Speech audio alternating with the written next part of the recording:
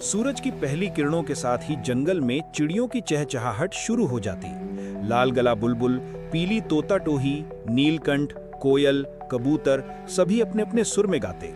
इनमें एक छोटा सा पर बेहद तेज तर्रार पक्षी था, गौरैया, जिसका नाम था चियूं। चियूं का स्वभाव था सीधा साधा, पर सवाल पूछने और नई बातें समझने का शौक उसे बाकी पक्षियों से अलग बनाता था। वहीं ऊंचे पेड़ों की टहनियों पर बैठा गरुड़ था, जो ताकतवर, तेज और बेहद अनुभवी पक्षी था। उसे सब बुजुर्ग की तरह मानते थे। एक दिन जंगल के किनारे इंसानों की गतिविधि बढ़ गई। पेड़ों पर लाल निशान लगाए जा रहे थे, मशीनों की आवाजें, धुएं के बादल और कटाई के औजार नजर आने लगे। चियूं ने ये सब देखा और डर गई। वो सीधा गरुड़ के पास पहुंची। गरुड़ दादा, ये लोग क्या कर रहे हैं? गरुड़ ने गंभीर आवाज में कहा, ये जंगल काटने आए हैं। अगर जंगल चला गया तो हमारा घर, हमारा भोजन, हमारी जिंदगी सब खतरे में पड़ जाएगा। बाकी पक्षियों को जब पता चला तो उनमें अफरा तफरी मच गई। कबूतर बोले, हमें उड़कर कहीं और चले जाना चाहिए।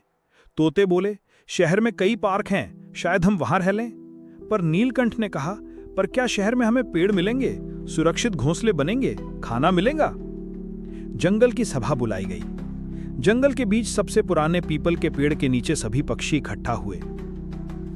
गरुड़ ने कहा, दोस्तों, डरने से कुछ नहीं होगा। हमें सोचना होगा कि हम अपने घर को कैसे बचाएं।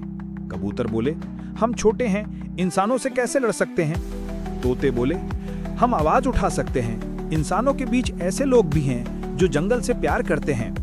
चियूं ने हिम्मत जुटाई और कहा, अगर हम सब मिलकर इंसानों को बताएं कि जंगल सिर्फ पेड़ नहीं बल्कि जीवन है, तो शायद वो रुक जाएं। ये बात सबको जच गई।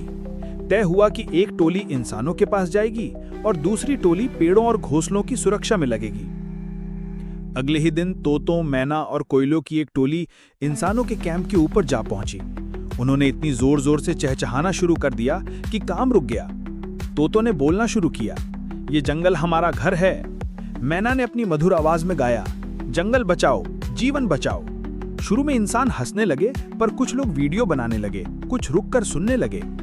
उसी वक्त पास के गांव के कुछ लोग आए।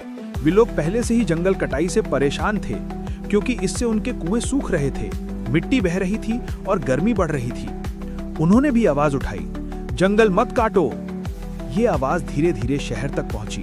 अखबार में खबर छपी, पक्षियों का आंदोलन, जंगल बचाने की गुहार। स्कूल के बच्चे प्लेकार्ड लेकर आए। पर्यावरण संगठनों ने याचिका डाली, सरकार पर दबाव बढ़ा। आखिरकार आदेश आया, गगनपुर जंगल में कटाई पर रोक लगाई जाए, इसे संरक्षित क्षेत्र घोषित किया जाए। पक्षियों में खुशी की लहर दौड़ गई। चियूं सबसे आगे कूदती फांती बोली, देखा, आवाज उठाने से बदलाव आता है। गरुड़ मुस्कुराया, बिल्कुल बेटा, समस्या चाहे कितनी भी बड़ी हो, अगर सब मिलकर सोचें तो रास्ता निकल ही आता है। डर से नहीं, समझदारी और एकता से लड़ाई जीती जाती है। जंगल तो बच गया, पर गरुड़ ने चेतावनी दी, ये जीत अंत नहीं, शुरुआत है। हमें अपने घर को और मजबूत बनाना होगा, पेड़ लगाने होंगे, पानी के स्रोत बचाने होंगे और इंसानों से दोस्ती करनी होगी। अब पक्षी गांव के बच्चों के साथ मिलकर नए पौधे लगाने लगे। गांव वाले पक्षियों के लिए दाने और पानी रखने लगे। धीरे धीरे गगनपुर जंगल और समृद्ध हो गया। कहानी का संदेश, डर कर भागने से नहीं, मिलकर आवाज उठाने से बदलाव आता है।